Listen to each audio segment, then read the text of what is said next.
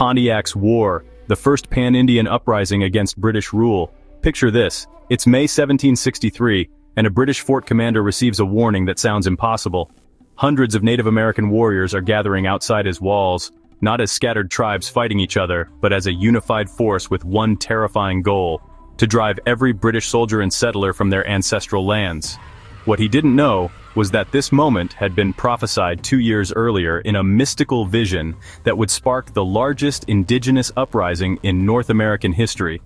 This is the story of Pontiac's War, a conflict so devastating, it forced the British Empire to redraw the map of America. By 1763, the French and Indian War had ended with British victory, but peace was an illusion. The massive 7 Years' War had transformed North America, with Britain now controlling all French territories from Canada to the Great Lakes. For Native Americans who had allied with the French for generations, this shift meant everything. The British, led by the arrogant General Geoffrey Amherst, immediately implemented harsh new policies that treated indigenous nations as conquered peoples rather than allies. Amherst cut off the traditional practice of gift-giving, withheld gunpowder and ammunition that tribes needed for hunting, and openly expressed contempt for Native Americans, calling them vermin who should be exterminated. When told that tribes would starve without ammunition for hunting, Amherst coldly suggested they should be infected with smallpox to lend starvation a speedy hand. This wasn't just bad policy, it was cultural warfare against peoples who had maintained delicate alliances with Europeans for over a century. The prophet's vision. But the spark that would ignite this powder keg came from an unexpected source. In 1761, a Delaware prophet named Neolin experienced a divine vision that would change history. During a period of fasting and spiritual seeking, Neolin claimed to meet the Master of Life, the supreme deity of Algonquian-speaking peoples. In this vision, Neolin was told to climb a mountain of marvelous whiteness, strip naked, and cleanse himself in a sacred river. At the summit, the Master of Life delivered a devastating message. Native Americans had lost divine favor by adopting European ways. They must reject alcohol, European tools, and especially firearms, returning to traditional bows, arrows, and animal skin clothing. Most critically, the Master of Life declared, "The land on which you are, I have made for you, not for others. Drive them away, wage war against them, I love them not." Neolin created a great book of writing, a deerskin chart showing the path to salvation, which he sold to followers for buckskins. His message spread like wildfire through the Ohio Valley and Great Lakes region. Pontiac takes the stage. Among Neolin's most devoted followers was an Ottawa war chief named Pontiac. Born around 1714 near Detroit, Pontiac had fought alongside the French during the 7 Years' War and witnessed firsthand how British attitudes differed from their predecessors. While French traders had respected tribal autonomy and maintained gift-giving traditions, the British treated native nations as obstacles to colonial expansion. Pontiac absorbed Neolin's spiritual message but adapted it for military purposes. Where Neolin preached peaceful return to traditional ways, Pontiac saw a call to armed resistance. By early 1763, he was traveling between tribal communities, using Neolin's prophetic authority to build an unprecedented coalition that would span from Lake Superior to the lower Mississippi River. The war begins.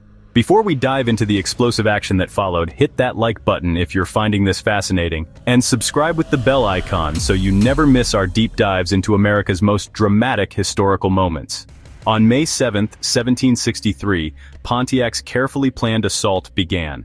His strategy was audacious: gain entry to Fort Detroit under the pretense of peace negotiations, then seize the fort's arsenal and use it to arm the broader uprising. However, British Major Henry Gladwin had been warned of the plot. When Pontiac arrived with 300 warriors for the supposed peace council, he found the garrison armed and ready. Forced to abandon the surprise attack, Pontiac laid siege to Fort Detroit, eventually commanding over 900 warriors from multiple tribes. But the real genius of his plan wasn't the attack on Detroit. It was the coordinated uprising that followed. News of Pontiac's siege spread rapidly through Indian country via war belts and messengers. Within weeks, native forces had struck British forts across a vast frontier.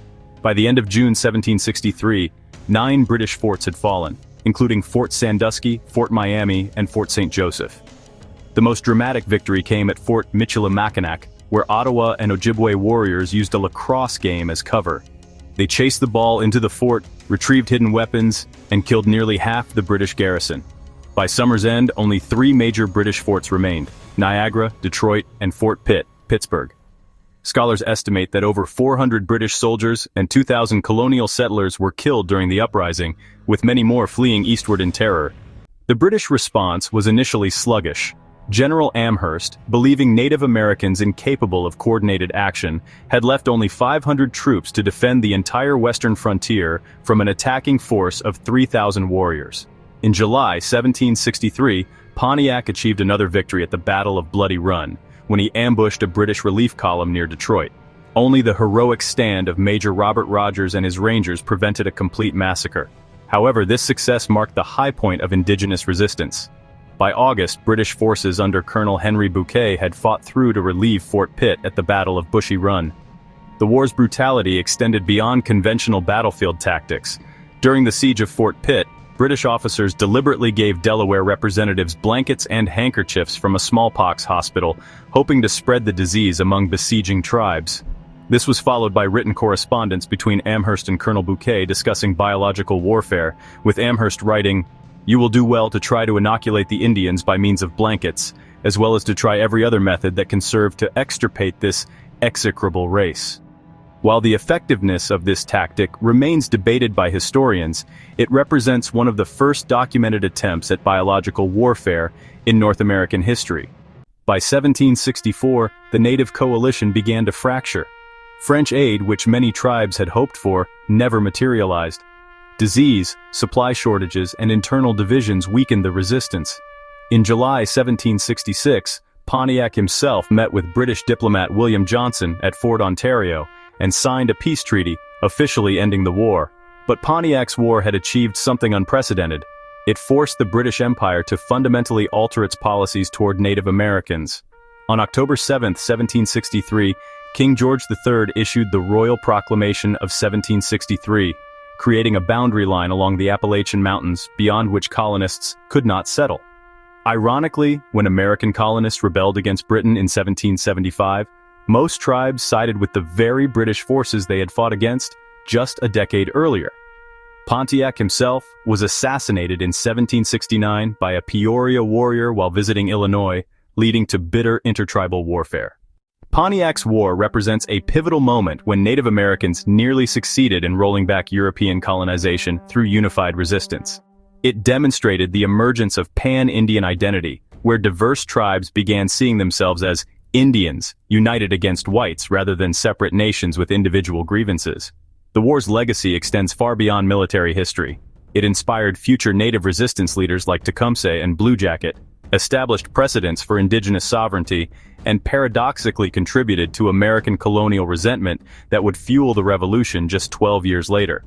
What began with a prophet's vision on a mystical mountaintop became the first truly continental war between Native Americans and European powers.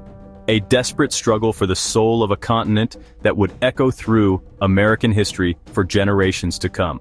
What aspect of Pontiac's war surprised you most? Was it the spiritual origins with Neolin's vision, the coordinated military strategy, or the controversial tactics employed by both sides? Let me know in the comments below. I read every single one and love discussing these complex historical moments with you.